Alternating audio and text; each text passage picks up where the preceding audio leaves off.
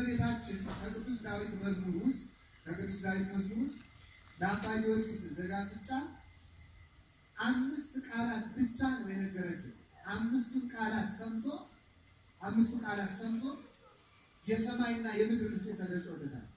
እንደምታውቁት አባ ጊዮርጊስ ዘጋስጫ ፊደል እንኳን መለየት አቅቶት ብዙ ዓመት በገዳም ኖሯል። መምህሩ አንተ ትምህርት ስለማይሆንልህ ብትፈጭ ይሻላል ብለውት የገዳሙ እንዲፈጭ ለገዳሙ የሚሆነውን ነገር የመነኮሳቱን ምግብ እንዲያደቅ እንዲፈጭ ተመድቦ ነበር። በቀን 10,000 ስግደት እየሰገደ ይፈጭ ነበር። ከእመቤታችን ስዕል እግር ስር እያለቀሰ እየለመናት የሚሰጠውን ስራም ሳያንጎራጉር እያመሰገነ ይሰግድ ነበር። ሲያመሰግን ይሄን ያህል ሲያመሰግን በሌላ ጊዜ እመቤታችን ምስጢር ስትገልጥለት ጊዜው በደረሰ ጊዜ እግዚአብሔር ለመዓት ብቻ ሳይሆን ለቸርነቱም ጊዜ አለው፣ ለመዓቱም ጊዜ አለው። የእግዚአብሔር ቸርነቱ እንኳን ቢሆን ያለ ጊዜው አይመጣም። ሳይሉ ለእግዚአብሔር በጊዜው እንዳለ ቅዱስ ዳዊት የእግዚአብሔር ቸርነቱም ቢሆን በጊዜው የሚደረግ ነው።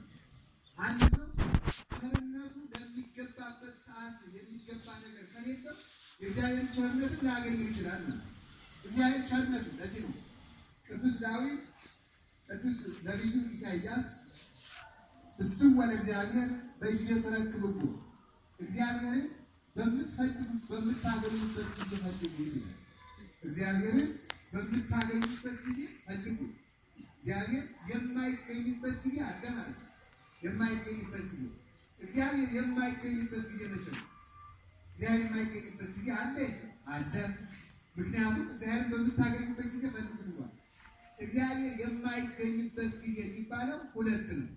አንደኛው ሰው ለማይረባ አይምሮ ተላልፎ በተሰጠበት ጊዜ እግዚአብሔርን ማግኘት አይችልም። ሁለተኛ ክርስቶስ ለፍርድ ከተገለጠ በኋላ ሰው እግዚአብሔር ምሕረት ሊያገኝ ይችላል። ለማይረባ አይምሮ ተላልፎ የተሰጠ ሰው እግዚአብሔርን ሊያገኘው አይችልም። አንድ ሁለተኛ ደግሞ ምንድን ነው? በጌታ ምጽአት ጊዜ በፍርድ ጊዜ በማርያም ቢለው በገብርኤል ቢለው በነቢያት ቢለው በሐዋርያት በሰማዕታት በደናግል በመነኮሳት ቢለው እግዚአብሔር ሊያገኘው አይቻልም። አማን አማን እብለክሙ ከመ ኢያእምረክሙ፣ እውነት እላችኋለሁ አላውቃችሁም ብሎ በሩ ተዘጋ ይላል። ማቴዎስ እንደምናነበው ደጁ ከተዘጋ በኋላ ሰነፎች ጠባባት ሰነፎች አብዳት ደናግል መጡና ክፈትልን ሲሉ ደጁ ተዘግቷል። ያ የተዘጋ ደጅ የተባለው የእግዚአብሔር ምሕረት ነው። የእግዚአብሔር ምሕረት የሚከለከልበት ጊዜ ነው። መቼ? በፍርድ ጊዜ። ሰው ስለዚህ እግዚአብሔር የማያገኘው መቼ ነው ተብላችሁ ብትጠየቁ ለማይረባ አይምሮ ተላልፎ በተሰጠ ጊዜና ከምጽአት በኋላ ንስሐ ገብቶ እግዚአብሔር ሊያገኘው አይችልም። ለማይረባ አይምሮ ተላልፎ መሰጠት ማለት የትኛው ነው? ሰው ንስሐ ግባ የሚሉ ቃላትን ከለመዳቸውና ንስሐ መግባትን ትቶ ኃጢአትን እየጨመረ ከሄደ ከዚያ በኋላ ክፉና ደግ ለይቶ ለመረዳት ይሳነዋል። ኃጢአትና ጽድቅ ይቀላቀሉበታል። ወይም ክፉ መልካም ነው ይታየዋል፣ መልካሙ ክፉ ነው ይታየዋል።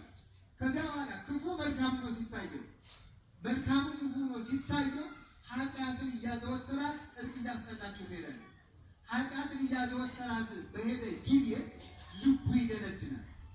ልቡ ሲደነድን ከዚያ በኋላ እስመ ግዘፈ ልብ ዘልፈ ይቃወሞ ለጽድቀ እግዚአብሔር እንዳለ ቅዱስ ዮሐንስ አፈወርቅ የደነደነ ልቡና ሁልጊዜ እግዚአብሔር ይቃወማል።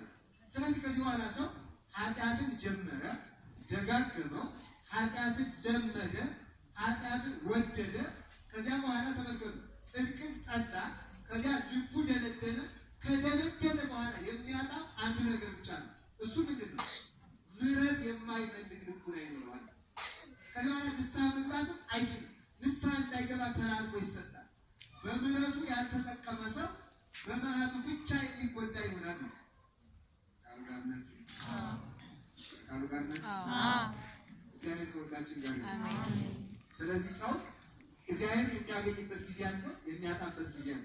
እንድናገኘው እግዚአብሔር ይርዳል። አሁን በዚህ ዘመን ስታዩት እግዚአብሔር ልናጣው ጥቂት አልቀረም ብላችኋል አይመስላችሁም? ለማይረባ አይምሮ ሰው ተላልፎ እየተሰጠ ነው። ንስሐ ግቡ የሚለው ለምዶታል። ንስሐ አባት አብጁ የሚለው ለምዶታል። ስጋውን ደግሞ ተቀበሉ የሚለውን ለምዶታል። ጸልዩ የሚለውን ለምዶታል። እየለመድነው ስንሄድ ያልለመድናቸው መከራዎች እየመጡ ይሄዱ። አሁን ዛሬም ነግሬያችሁ ደግሞ ትለምዱታላችሁ። ትምህርት እየለመዳችሁ ጽድቅን እየተዋችሁ ኃጢአትን እየደገማችሁ በሄዳችሁ ቁጥር እግዚአብሔር መከራ እየጨመረ እኛም እግዚአብሔርን እያጣነው እንሄዳለን ማለት ነው። ስለዚህ ሰው ልጅ ለማይረባ ብሎ ቅዱስ ጳውሎስም ወንዘ ይጠበቡ ወንዘ ይፈቅዱ ይጠበቡ አብዱ እነሱ ብሎ ተናግሯል። ጥበበኛ ሊሆኑ ሲወዱ እየሰነፉ ሄዱ፣ ደንቆሮዎች ሆኑ።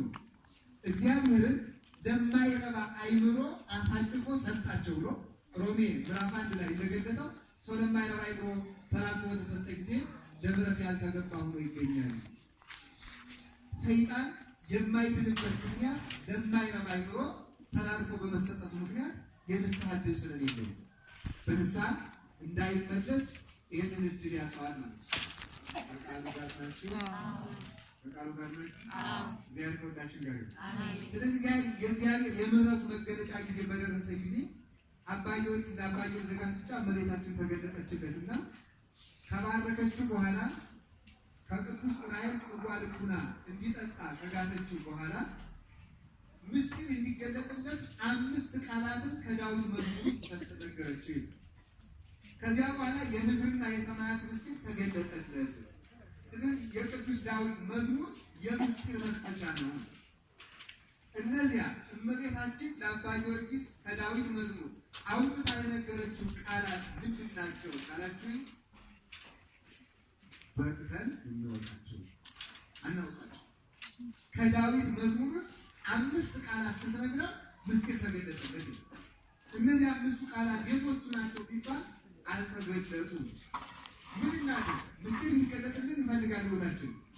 5ቱን ቃላት ደግሞ ብናውቃቸው ጥሩ ነበር። 5ቷን ብቻ ጠርተን ምስጢር ወግ እንዲልልን፣ ግን እኛ እሱ በየዋህነት ያገኘውን እኛ በብልጠት ስለምናደርገው ያችን ብቻ እየጠራ ሰው የቅዱስ ዳዊት መዝሙር መጸለይ እንዳይተው እነዚያ ነጥቦች አልተገለጡም። መድኃኒት ምንድን ነው? ሙሉውን የዳዊት መዝሙር መጸለይ።